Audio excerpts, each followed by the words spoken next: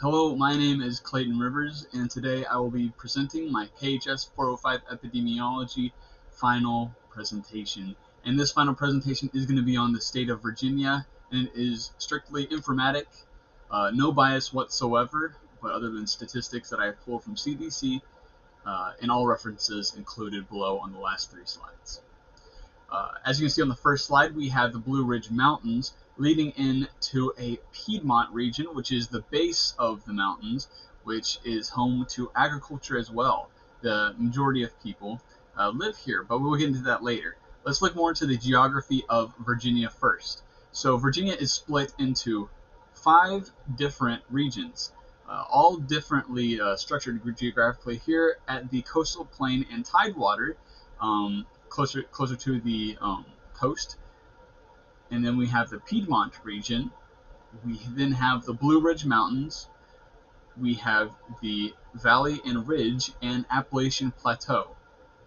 The images on the bottom left will indicate what these look like, and they're all painted by Virginia's Museum in History and Culture. Great community there, great paintings. So with geography, there are certain benefits. There are different crops that are being grown, agriculture, like I said earlier.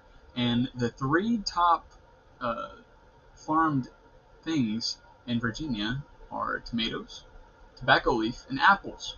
Believe it or not, Virginia is 3rd ranked for apple production in the United States.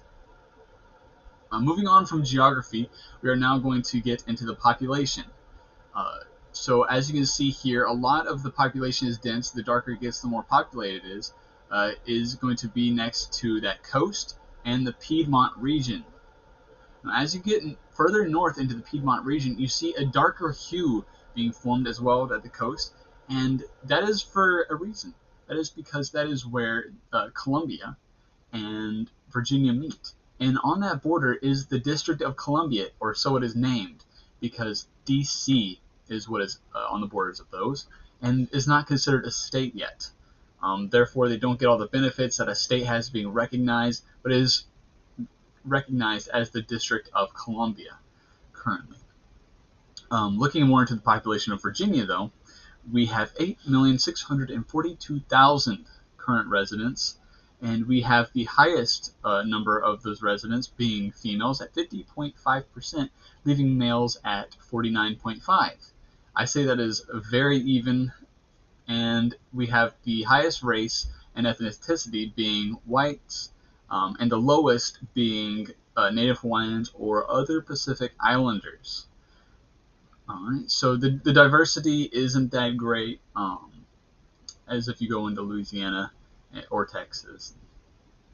So let's look at death rate. Not a fun fact, but the age-adjusted death rate in Virginia is 741.5 per 100,000. This puts Virginia at rank 23, kind of smack dab in the middle. And the USA adjusted death rate was 746.2, so we're below that, so that's good. And crew death rate in Virginia is 938.2 per 100,000. Keeping the momentum, we have a cause of death. The highest cause of death in Virginia is cancer, also known as neoplasms. I like to believe that there is always cause and effect. If you look at the image on the left side of the screen, you'll see cancer, heart disease, chronic low respiratory disease, that's a big one, and you have kidney disease, which is actually ranked 10th in the state. In Virginia. And so what is the effect that causes cancer and some of these diseases? Let's look.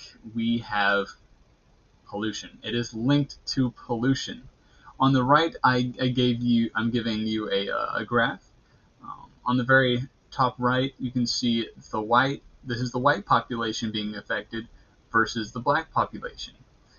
It seems that blacks are at higher risk of having cancer than whites. I found that a very interesting fact. But they're both going at a depression, the graph is. So it is definitely going down, but it is definitely linked to pollution in Virginia. We're going to get even into more depth about this really soon, but it's not just the pollution. It's the toxic that's emitted from the pollution affecting the air and the water around us, quoted in the quote here on the left side of the screen by Jack Looney. All right, let's move on to environmental health. The environmental health of Virginia is the second worst state in the nation in terms of pollutants. And they are definitely linked to cancer, as stated on the quote on the bottom right. The components and exposure to the chemicals are linked to cancer, developmental disorders, and reproductive disorders. The air we inhale are definitely a factor in our health. And actually, in Virginia, they have air control, a lot of air control, but they definitely have alarms going off. Here recently, closer up in the Piedmont region near DC, there was an alert going off that the air quality was not good and to take caution. This is something that differs from state to state, of course, but in Virginia it is quite bad, and there's always people working towards that and trying to fix the problem. All right, moving on, we have infant and maternal mortality rates. Again, not a fun statistic, but 5.6 infants to 1,000 live births, and it's ranked 46 in the U.S. I believe this is not a good statistic. I wouldn't say that, but we are very low in Virginia on the ranking. The maternal mortality rate is 22.3 to 100,000, which puts Virginia at a 26 in the United States. As you can see on the image depicted below, Virginia is skewed within that 20 to 25 ranking, which the ranking is 22.3. All right, let's move on, but we're going to speak a little bit more on infant and maternal mortality. Why is infant maternal mortality rate important? So, what can cause infant mortality rate to increase? I learned this from KHS 405, but health education, sudden infant death syndrome. It's all just because babies are not being put on their back. And this is definitely a bolster that needs to happen in Virginia for health education in infants. Also, for maternal mortality, a lot of these deaths can be prevented if they're just sexually educated. If they don't have unwanted pregnancies, there does not have to be such a high mortality rate because they're not prepared. They're just not prepared. And there's pregnancy options which increase the rate. The safest way that you can have a childbirth is naturally. So everything added after that does not help the rate. It does not help it. Here on the bottom, I found this statistic quite interesting when I was doing some of my research. But Black and American Indian / Alaska Native women were about 3 times as likely to die from pregnancy-related causes as white women. I found that extremely interesting to put into perspective. So, keeping pace, we have Virginia's state ranking for obesity, opioid, mental health, and economic hardship. We're going to hound really hard on economic hardship and mental health in this presentation, but 4 deaths are related to opioid usage per day, and we are only ranked 46. Virginia's only ranked 46. I would think 4 deaths related to opioid usage per day is insane. I would think that was crazy before this, but it is a real statistic. So then we have Virginia being ranked 23rd with an obesity rate of 34.2%. We then have mental health, them being ranked 20 out of the 51 states, and top 10 in economic hardship. Obesity, of course, has many factors which coincide with economics and how people are living economically. Can they get what they need? Do they have the education needed to better themselves in their health? And then we're about to handle mental health and that as well. So let's move on to mental health. Mental health in Virginia. So I found this depiction extremely helpful. 1 in 5 U.S. adults experience mental illness each year. So it's not just a Virginia problem. It's a U.S. problem, it's a world problem. And in Virginia, this statistic, it leads perfectly into what we're about to go through. More than half of Americans report that COVID-19 has had a negative impact on their mental health. COVID-19. You don't think about it that much, but COVID-19 also affected us, just as mental health affects everyone worldwide. We were all cooped up. Everything changed. Everything was different. And so, as you can see in the quote to the right, children's mental health has undoubtedly been affected by COVID-19 pandemic. This is said because children look to adults. And if adults are stressed, then our problems become their problems. While they're isolated and cooped up and everything's changing, it causes a lot of stress, and we just don't know how far this impacts the generation that grew up in this. Only time will tell. So moving on, we have the COVID-19 state responses. Here on the top left, you don't have to pay too much attention to this, but this is statistics on who was vaccinated, who received the first booster, and who...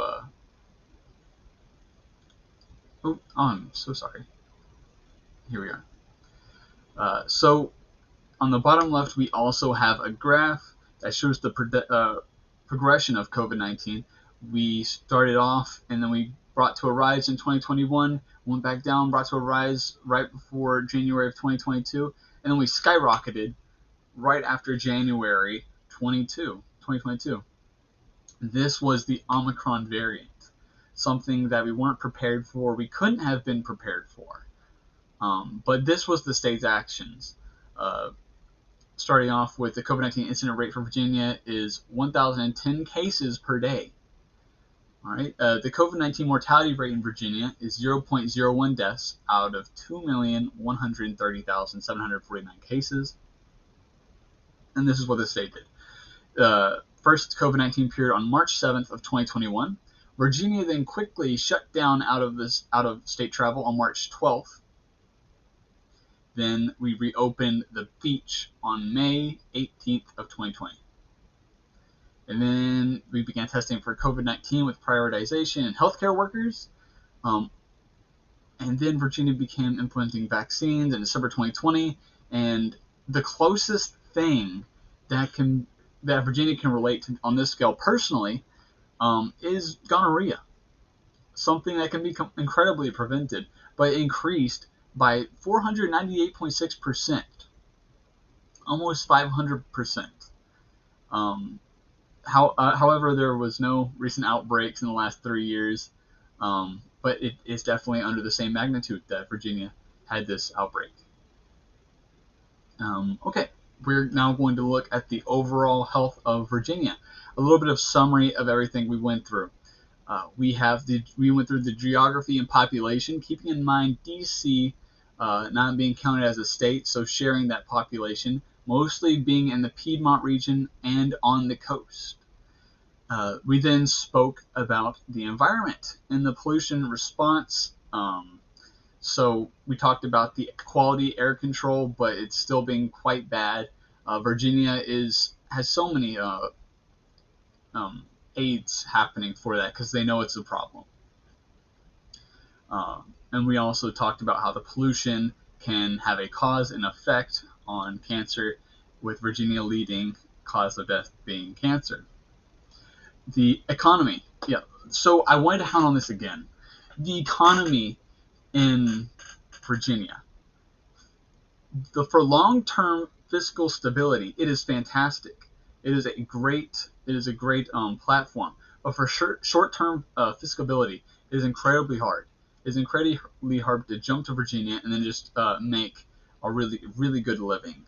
And so that coincides with the mental health as well. And it is really important to remember that if you're going to live there, to hopefully have everything together once you get there. Healthcare management. We have mental health and health education.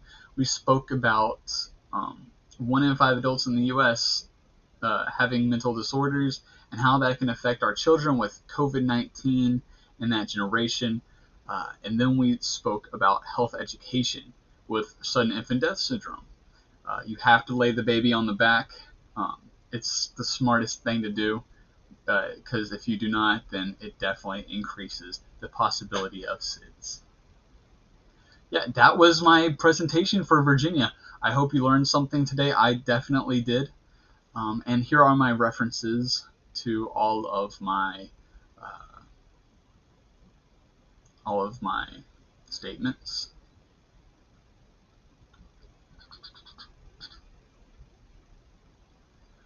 Alrighty. Thank you. Have a great day.